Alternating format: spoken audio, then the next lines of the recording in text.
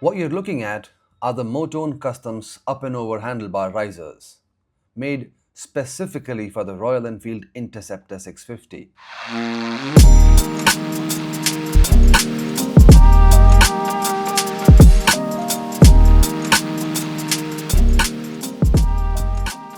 Now, Motone isn't just making pretty parts, they engineer upgrades that outperform the stock bits. These risers aren't cheap by any means, but there's a reason for that. They aimed to create parts that are far superior to the OEM ones, and it is no-brainer that these parts require a lot of time and money.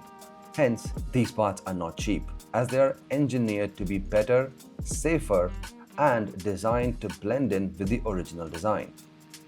They are CNC machined from 6061 T6 grade aluminium, the same stuff that is used in most aircrafts. Tough, lightweight, and ridiculously precise.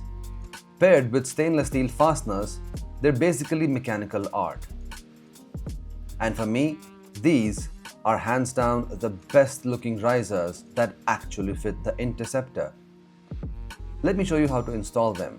It is surprisingly easy and takes about 15 minutes, even with filming in between.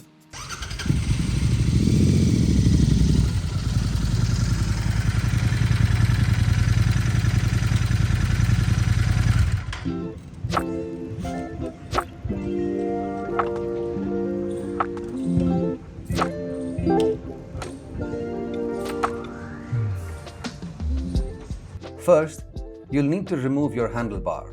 So grab some towels or microfiber cloth to protect your tank. Place them right where your bars will rest. Take a 6mm Allen key and slightly loosen the top handlebar clamps. Loosen them. Don't take them off yet.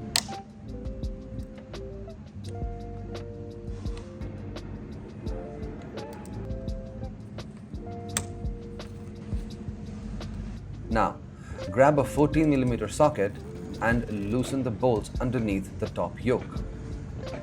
Thankfully, the Interceptor's design makes these bolts super accessible.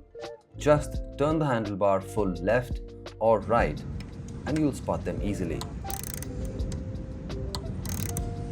Now, release the clamps completely that hold the handlebar in place.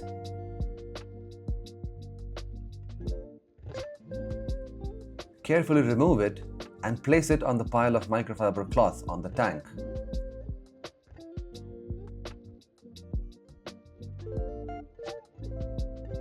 Gently lift the handlebar and rest it on the towels.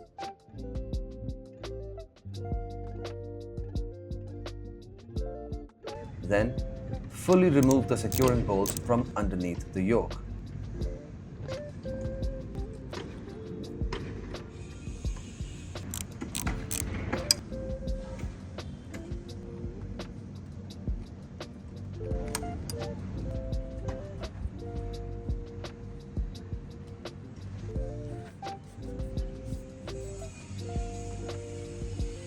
Now, before inserting the new riser, I added M10 washers to the bolt for that extra stability. This is not compulsory, this is just precautionary. You can choose not to do so. Slide the bolt up from underneath, align your risers and hand tighten them for now. Don't go full torque yet. We'll align everything using the bar. Repeat this step on the other side.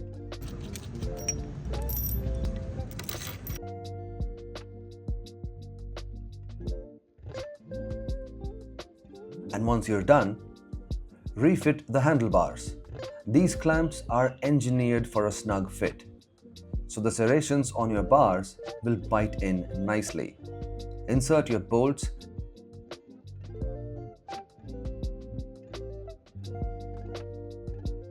then tighten sequentially.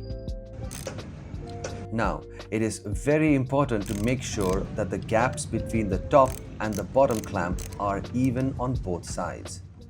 Don't just crank one side completely and then the other. That is the fastest way to crack your clamp. Hence, do them sequentially. Tighten the clamp bolts to 24 Nm of torque. That's Motone's Spec, not RoyalEnfield. But don't worry, because these are new parts and the torque figures are according to them. Once the handlebar is positioned how you like, tighten the bolts underneath the yoke to 38 Nm of torque. And that's it, all done. Now let's talk fit and finish. These risers were clearly made with Interceptor in mind. They give you just enough rise and pull back to improve comfort without stressing the stock cables. My throttle cable and front brake still had some slack. No binding, no drama.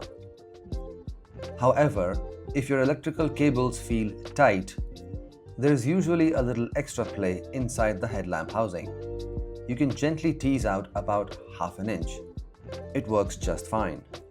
And then, turn your handlebars lock to lock and check.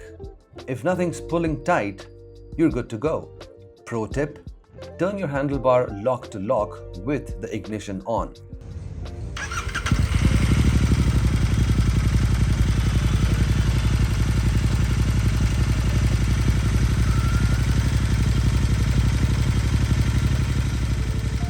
That way you know if the accelerator cable is being stretched. And it is obvious that I have different handlebars on my Interceptor. These are Himalayan 411 handlebars. They're a bit more aggressive, and I've been running oversized spacers as risers. But this setup, it is far cleaner and way more ergonomic for city and touring use. Not going to lie, most parts on my bike lean towards the premium side, but I built my bike to suit me, and that is the beauty about customization. And this felt like a worthy upgrade. The riding posture now is noticeably more upright and relaxed. Bonus? No more keychain clanking against the handlebar, because these risers pull the bars slightly towards you, and even the speedo visibility feels better. Now, a quick disclaimer. If you're into off-roading with the Interceptor, which first of all, respect, then risers like these probably aren't for you. If you're going off-road, then it is recommended that you do not use any kind of risers. They're better suited for highway runs and daily city rides. That's it from me today. Hope this video helped you out. If it did, give it a like and consider subscribing. Until then, ride safe, wrench smart, and I'll see you soon. Shri out.